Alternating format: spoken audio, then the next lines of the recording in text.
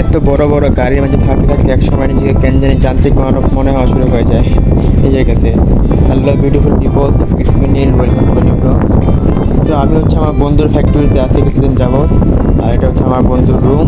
আর রুমের সবচেয়ে বড় আকর্ষণ হচ্ছে জানলাটা, যেটা দিয়ে বাইরের সুন্দর প্রকৃতি দেখা যায়। আর এই হচ্ছে রুমের ভিউ। তো ভাবলাম যে একটুখানি বন্ধুর সাথে দেখা করে আসি, ব্রেকফাস্টের পর আর নিচে নামা হয়নি। তো এই হচ্ছে বন্ধুর ফ্যাক্টরি, গাড়ি আর গাড়ি। আর রোদের তাপমাত্রাতে বেশি ছিল যে এটা স্টিলের যে সিঁড়িটা ছিল এটা খুব গরম হয়ে গেছিলো। তো আমার পা তো একদম পুড়ে যাওয়া অবস্থা। তো তাতে জুতা পরে বের হয়ে গেলাম। আর এখানে দেখতে পাচ্ছেন সারি সারি কাঠ বিছানো। আর মূলত ওদের কাজই হচ্ছে মানে কাঠ দিয়ে হচ্ছে গাড়িকে একটা কন্টেনারের রূপ দেওয়া হচ্ছে, মানে স্কোয়ার শেপে একটা কন্টেনার বানানো। তো এই হচ্ছে গাড়ি। তো বন্ধুকে খোঁজার জন্য আমি গাড়ির ম্যান্টে চিপাতে ঢুকে গেছি, বন্ধুকে খুঁজতেছি যে বন্ধু কোথায় আছে, কোথায় কাজ করতেছে, ওর সাথে দেখা করে আসি।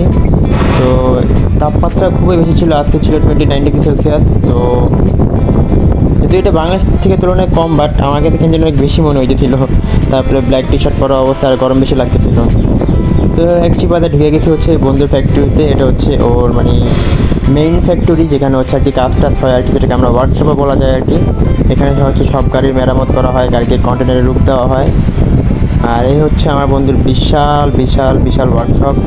ওই মাথা থেকে একদম ওটা দেখাচ্ছে আপনাদেরকে, একদম শেষ মাথা অবধি এত বড়। তো এত বড় ওয়ার্কশপের মধ্যে আমি আমার বন্ধুকে খুঁজে পাইলাম না। তো খুঁজতে খুঁজতে এক পর্যায়ে আমি আমার বন্ধুকে পেয়ে গেছি। ওই যে আমার বন্ধু কাজ করতেছে। তো বন্ধু আমার মেলা বিধি, ওর সামনে যাওয়ার পরও আমার পাতা দিতেছে না, কারণ কাজ করতে হবে, কারণ কাজের মাঝখানে কথা বলা যাবে না নিচে।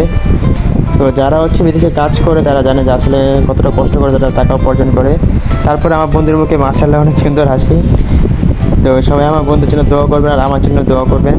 আর যারা হচ্ছে বিদেশে চাকরি করে থেকে ভাবেন যে আসলে বিদেশের লাইফস্টাইল খুবই ইজি, বাট আসলে ইজি না, তারা আসলেই বুঝতে পারবেন যে তারা কী পরিমাণে স্ট্রাগল করে তাদের ফ্যামিলির জন্য। তো সবাই ভালো থাকবেন, সুস্থ থাকবেন। আর আজকে ভিডিও এই পর্যন্তই। আসসালামু আলাইকুম।